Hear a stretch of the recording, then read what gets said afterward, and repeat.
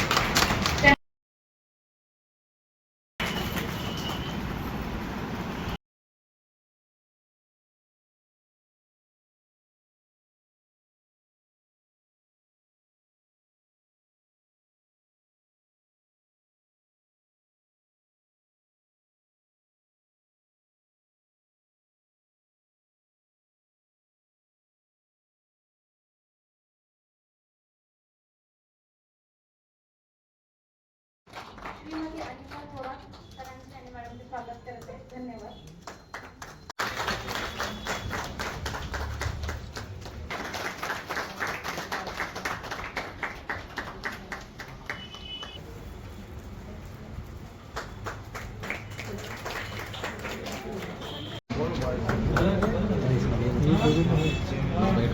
Response है और अभी भी वो हमारे से ज्यादा जो मेडिकल रिसर्चर्स है जिन्होंने इस पे काम किया है, कैंसर पे काम किया है, उनका हमने शुक्रिया अदा करना चाहिए। सच में ये चमत्कार है, आज भी वो अपनी हेल्दी जिंदगी जी रहे हैं। रही कतिल मौत का मजा तो चखना है हर इंसान को, लेकिन मौत आने तक उसको रिपेयर करना है तो वो आप करते। My sister is my brother. अल्लाह ताला इनको सेहत अता करे, आफियत अता करे। मेरा my brother was in stage 3 जब हम यहाँ आए हुए थे। My father is not there, I am the eldest one. मेरा छोटा भाई था, तो मैं आपको बता नहीं सकता मेरी क्या हालत थी। मेरे brother in law say Indian relation मतलब वो भी मेडिकल में, तो उन्होंने मेरे को लेके आया था। और जब इन्होंने मेरे को लेके आए, इनसे जब मैं बात करके यहाँ से गया ना, तो मैंने 2 रकात शुक्राना अदा करा और पहले दुआ करा कि अल्लाह इनकी उम्र दराज करे। यार जिस तरह से इन्होंने बात की, जिस तरह से समझाया, और फाइनेंशियली भी आई स्वेयर मेरे भाई का जो इंश्योरेंस था ना, वो 4 महीने लेट है। ये मैंने पहले डॉक्टर ऐसे देखे, उस 4 महीने में ना मैडम के पास से, ना अकाउंट से, ना इंग्लिश सर हमारे किसी ने हमको फोन किया कि बिल कब देंगे। ये बहुत इंपॉर्टेंट चीज है। और इसके अलावा हम बाहर जहाँ इलाज करवा रहे थे, हमको यहाँ से डबल एक्सपेंसेस आने वाले। हमको आने के बाद मैडम ने ये भी बताया कि यार ये इंजेक्शन इतने में आता है, हमको इतना डिस्काउंट मिलता है, हम आपको दे रहे हैं। मैं इसलिए फिर से वही बोलूंगा कि मैं मेरी फैमिली, मेरी मदर और मेरे भाई का जब डायग्नोसिस हुआ था ना, तो उसको 10 साल के बाद ट्विंस हुए थे। 6 महीने के बाद ट्विंस थे और उसका स्टेज 3 कैंसर था। आप समझ सकते हैं कि हम किस हालात से गुजरे। पर इनसे मिलने के बाद अल्हम्दुलिल्लाह माय ब्रदर इज इन हैदराबाद। वो असल में उसकी 4 महीने की छुट्टी होगी, इसलिए उसको छुट्टी नहीं मिल पाई। मैं स्पेशली आया हूँ क्योंकि यहाँ से फोन आया था, तो इसको मैं डिनाई नहीं कर सकता। और इसके अलावा मैं गारंटी देता हूँ, वैसे तो इंशाल्लाह अल्लाह इनको किसी चीज की जरूरत ना रखे, ये मेरी बहन और मेरा भाई एक कॉल करेंगे ना, तो ये खान का बच्चा कहीं से भी आएगा। अल्लाह इनको सेहत अता करे, आफियत अता करे, बरकत अता करे, नेक साले मुत्तकी औलाद अता करे इंशाअल्लाह।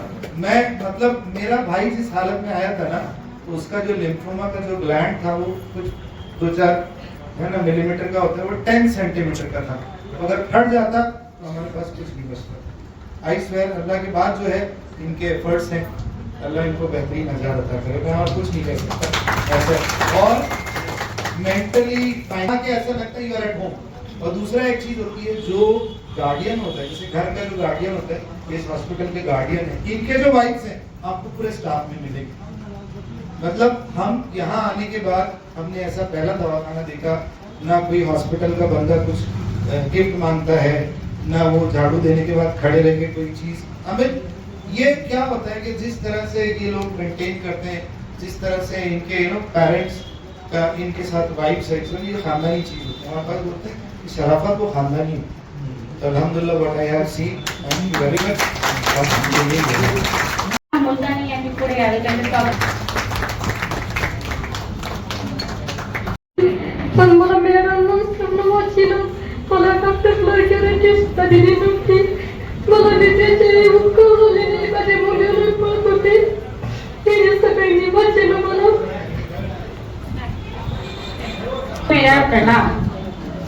हमारे फैमिली डॉक्टर है, ये सिलोड में इनके मम्मी पापा हमारे फैमिली में डिलीवरी करते और उनके बेटे को ऐसे पढ़ाया, वो हमारी फैमिली डॉक्टर ही हो गई हो। और बेटा सर और मैडम दोनों जने भी इतने अच्छे, वो कभी किसी को तंग नहीं करे।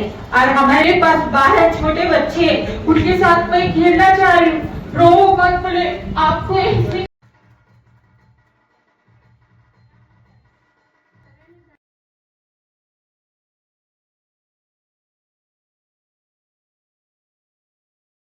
माझ्या मिस्टर डॉक्टर होते, ते अगदी पूर्ण भोळे आणि स्वभावाने शांत चित्तेचे.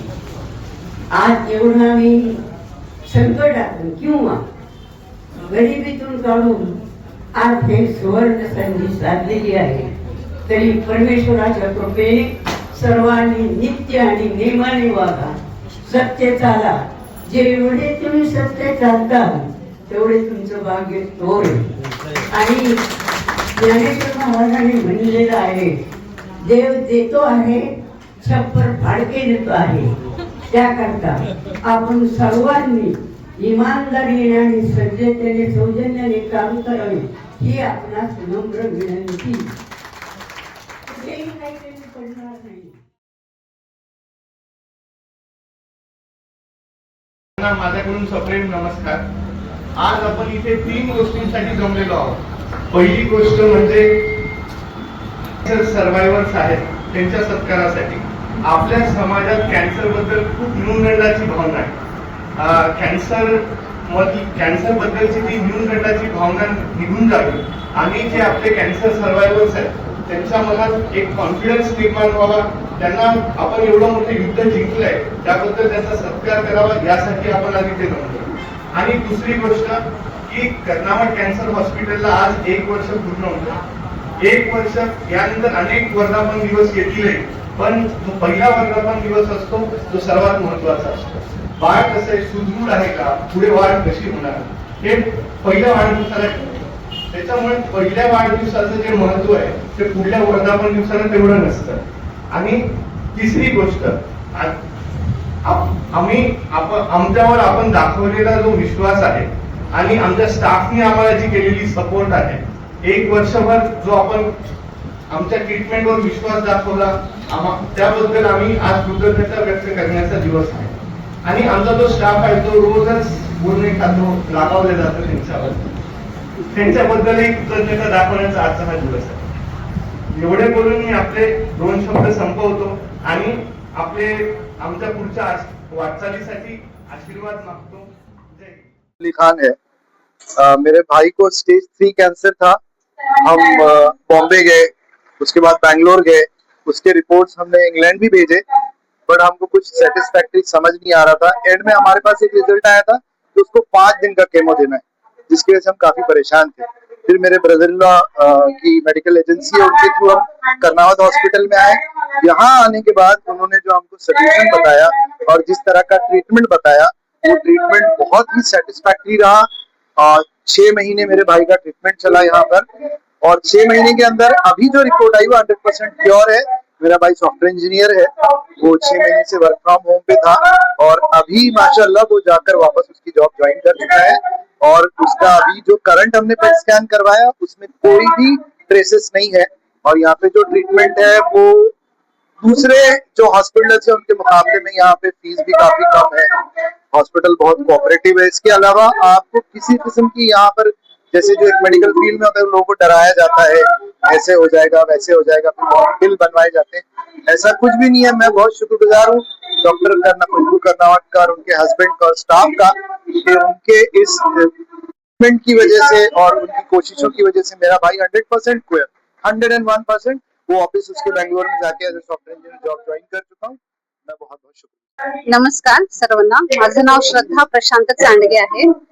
जेव्हा मला ऍक्च्युली ब्रेस्ट कॅन्सर झालेला आहे आणि तो फर्स्ट पासून सेकंड स्टेज कडे चालला होता। मी बरेचशा डॉक्टरांचे ओपिनियन घेतले होते। आमच्या कलिग्सनी मला सांगितले की कर्नावट डॉक्टरनी त्यांची ट्रीटमेंट केली, ते फार चांगले आहेत, म्हणून मी ह्या डॉक्टरांकडे आले। ह्या डॉक्टरांनी बराचसा वेळ दिला, आम्हाला समजून सांगितलं की कुठल्या स्टेजला काय होत असतंय, तुम्हाला ट्रीटमेंट कुठल्या पद्धतीने घ्यावं लागेल, किमो कसा घ्यावं लागेल। मग बरेचसे त्यांनी थोडेसे टेस्ट करून घेतले आमच्याकडनं आणि टेस्ट मध्ये डिटेक्ट झाले की मी फर्स्ट पासून सेकंड स्टेजला चालली। तर तेव्हा त्यांनी मला सांगितलं की आधी आपल्याला सर्जरी करावं लागेल, मग त्यानंतर किमो, आफ्टर दॅट रेडिएशन आणि नंतर इंजेक्शन थेरपी असते ती पूर्ण कम्प्लीट करून घ्यावं लागते। आणि मला किमोचा त्रास जरी झाला तरी मॅडमनी मला बरंचसं सपोर्ट केला की मला जे किमो मध्ये त्रास होत असतात, वॉमिटिंग, स्मेलिंग वगैरे, ते कमी प्रमाणात व्हायला पाहिजे या हिशोबाने त्या मॅडमनी मला खूप चांगली ट्रीटमेंट दिली आहे आणि तो त्रास जेवढा कमी होईल तेवढा त्यांनी कमी करण्याचा प्रयत्न केलेला आहे। आता माझे किमोचे सगळे ट्रीटमेंट झालेले आहेत, रेडिएशन आणि इंजेक्शन थेरपी बाकी आहे, तरी त्याला अजून 6-7 महिने लागतील, पण गॅरंटी आहे की मॅडम आणि सर दोघंही खूप चांगल्या पद्धतीने ट्रीटमेंट करतायत। नाही, या बाबतीत एक खास करून मी सांगण्याचा हेतू आहे माझा, इथं आल्यानंतर सरांनी मला सांगितलं होतं माझं मेडिक्लेमचं आहे, सर कसं असेल तुमचं म्हणजे हॉस्पिटलला आहे, त्या बिलाबद्दल काही काळजी करू नका, म्हणजे आम्ही यासाठी काय तुम्हाला जी लागणारी मदत आहे ती पूर्ण मदत करू, तुमच्या क्लेम सेटलमेंटसाठी किंवा आहे त्याचं तर आहेच आहे। शिवाय एक डॉक्टरांच्या किंवा मॅडमच्या बाबतीत एक सांगायची गोष्ट आवर्जून सांगेल की आपण जेव्हा एकदा त्यांना भेटायला जातो तेव्हा असं कधीच झालं नाही की त्यांनी काही नाही ठीक आहे झालं ओके असं नाही। आपलं जोपर्यंत समाधान होत नाही, आम्ही जोपर्यंत ठीक आहे ओके म्हणत नाही तोपर्यंत त्यांनी आम्हाला म्हणजे पूर्ण समजून सांगितलं। काही आमच्या शंका असतील हे असतील किंवा आम्ही बाकीचे काही ऐकून आलेलं असतं की याची ट्रीटमेंट इथं चालू आहे ते, तर त्याचं काय वेगळे साईड इफेक्ट आहेत किंवा हे आता आपण करतोय त्याचं काय असेल याच्याबद्दल डिटेल आम्हाला सांगत होते। म्हणजे याच्याबद्दल असं त्यांनी कधी हे केलं नाही की बाबा नाही ठीक आहे तुम्ही तुमच्याकडे हे करा, त्यांनी कुठल्या गोष्टीचा कसा उपयोग होईल हे पण सांगतात। आता पुढे काय ट्रीटमेंट असणार केव्हा असणार याबद्दल खूप सांगतात। आवर्जून सांगेन की सरांचं आणि मॅडमच्या स्वभावामुळे हॉस्पिटलला जरी 1 वर्ष झालं तरी त्यांचा जो अनुभव आहे तो असं वाटतोय की 10-12 वर्षाचा आहे। एकंदरीत ते हॉस्पिटलचे जे बघतोय मी वर्षे, आम्ही जेव्हा सुरुवातीला येत होतो त्यावेळेसचे पेशंट्स किंवा आणि आता जे येतात त्यांचे पेशंट्स किंवा हे सरांना अशी परिस्थिती की सरांना जेव्हा यांना वेळ मिळत नाही, एवढं सध्या फरक आम्हाला जाणवतो 1 वर्षातला फरक। आम्ही फेब्रुवारी पासून यायला लागलो, पण त्यानंतर 6 महिन्यातला हा फरक आम्ही आवर्जून सांगू शकतो। डॉक्टरांच्या बाबतीत खूप चांगले अनुभव आहेत आमचे आणि असं म्हणेन की इथं येऊन आमचा एकंदरीत फायदा झालेला आहे आम्हाला। दुसरा 1-2-3 हॉस्पिटलचा आम्ही अनुभव ऐकले होते आणि त्यांची तिथं जे म्हणजे आम्ही टेस्टसाठी जात होतो त्या ठिकाणचं जे येत होते पेशंट त्यांचा अनुभव आणि इथे जे पेशंट त्यांच्यातलं आम्हाला लक्षात येते की काय काय ट्रीटमेंट मध्ये फरक आहे। त्यामुळे असं आवडून सांगितलं की हे हॉस्पिटल चांगलं आहे आणि छान आम्हाला अनुभव आले। कर्नावट कॅन्सर रुग्णालय इथे आज वर्धापन दिनाच्या निमित्ताने अतिशय चांगला कार्यक्रम संपन्न होत आहे। या मंचावर उपस्थित असलेले माझे मित्र डॉक्टर कर्नावट सर आणि इतर सर्व मॅडम, आई, माझ्यासोबत काम करणाऱ्या medical oncologist Karnavat madam, doctor साहेब, त्यांचा संपूर्ण टीम, उपस्थित सर्व रुग्ण नातेवाईक आणि बंधू आणि भगिनी, सर्वप्रथम तर मी पहिल्या वर्धापन दिनानिमित्त तुम्हा सर्वांचं अभिनंदन करतो आणि तुम्ही हा जो उपक्रम इथे राबवत आहात त्याबद्दल आपल्या सर्वांचं अत्यंत मनपूर्वक मी आभार व्यक्त करतो, अभिनंदनही करतो. कॅन्सर हॉस्पिटल जे आहे आमकाशच्या समोर महाराष्ट्र शासनाचं पहिलं कॅन्सर रुग्णालय आहे ते सरकारी. आता ते 300 खाटांचं झालेलं आहे आणि सर्व सुविधांनी युक्त असं ते कॅन्सर रुग्णालय आहे. तुम्हाला माहित आहे की सध्या संपूर्ण भारतामध्ये किंबहुना जगामध्ये कॅन्सर रुग्णांची जी संख्या आहे ती फार झपाट्यानं वाढत आहे. त्यामध्ये स्त्रियांमध्ये किंवा जगात नंबर 1चा कॅन्सर कोणता असेल तर तो ब्रेस्ट कॅन्सर आहे. त्याच्यानंतर सर्वायकल कॅन्सर आहे, गर्भाशयाच्या पिशवीचा कॅन्सर. पुरुषांमध्ये ओरल कॅन्सर आहे, लंग कॅन्सर आहे. त्याच्यानंतर अलीकडे मोठ्या आतड्याचा कॅन्सर सुद्धा होता. तर पूर्वी असं ऐकत होतो दूरवर कुठेतरी हा आजार असायचा, अलीकडे तो आपल्या गावातून आपल्या मोहल्ल्यात आणि आता तर आपल्या आजूबाजूला किंबहुना आपल्या कुटुंबात सुद्धा तो आढळून येतो. तर ही अशी परिस्थिती असताना आपल्याकडे असणाऱ्या ज्या सोयी सुविधा आहेत ते फक्त सरकारी रुग्णालयातूनच ते काही संपूर्ण कंट्रोल होईल किंवा नियंत्रणात येईल असं नाही. त्याला साथ प्रायव्हेट इन्स्टिट्यूटची पण लागते. एकंदरीत समाजामध्ये सुद्धा ती जाणीवा मोठ्या प्रमाणात असाव्या लागतात. असं म्हणतात ग्रामीण भागात किंवा किंबहुना आणखीही मला असं वाटतं की कॅन्सर झाला म्हणजे जीवन कॅन्सर झालं असं काहीतरी गैरसमज आहे लोकांना. पण मी तुम्हाला आणि हे सर्वांच्याच साथीनं सांगतो, एखाद्याला कॅन्सर झाला तर न घाबरता योग्य ट्रीटमेंट जर घेतली तर कॅन्सर हा आजार 100% बरा होतो. त्याच्यासाठी त्या व्यक्तीला, त्याच्या कुटुंबाला आणि एकंदरीतच जिथून तो ट्रीटमेंट घेतो ती संपूर्ण टीम डेडिकेटेड असेल तर निश्चितपणे घाबरण्याचं काही कारण नाही. 60% कॅन्सर जे आहे ते प्रिव्हेंटेबल कॅन्सर आहे.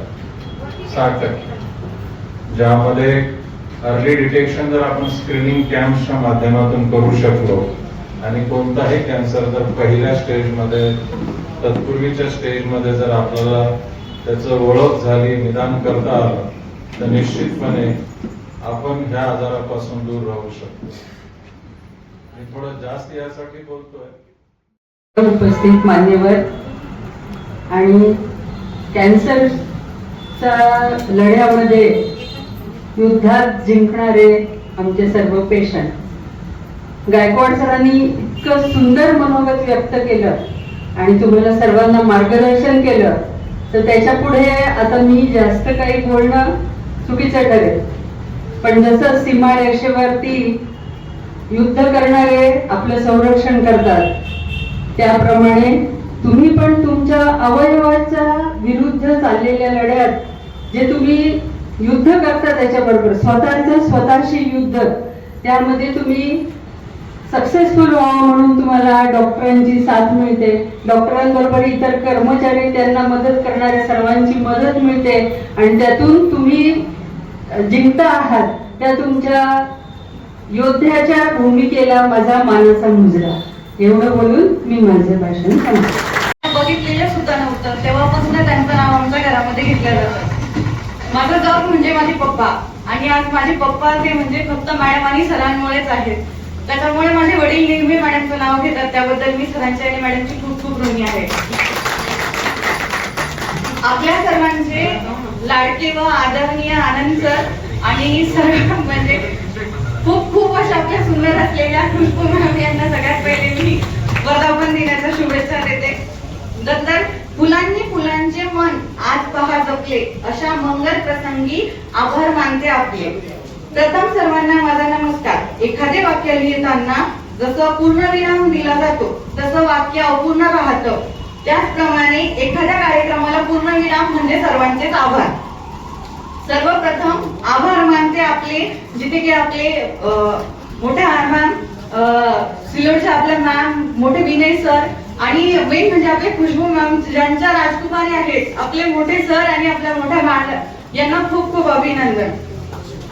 आपण काढून आलात त्याबद्दल सर्वांची मी खूप खूप ऋणी आहे आणि आपल्या संपूर्ण स्टाफला परत एकदा वर्धापन दिनाच्या खूप खूप शुभेच्छा. आणि असेच आपले अजून 100-200 असे वर्धापन दिन आपण इकडे साजरे करावे अशी मी ईश्वरचरणी प्रार्थना करते. थँक्यू.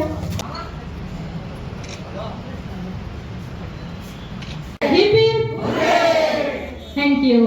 विश्वास याबद्दल मी हॉस्पिटल तर्फे त्यांचे खूप खूप आभार मानते. तसेच आजच्या कार्यक्रमाची समाप्ती होते ही घोषणा करते. सर्वांचा आल्याबद्दल खूप खूप आभार. असंच प्रेम व विश्वास नेहमी आमच्या हॉस्पिटलला देत राहा. धन्यवाद.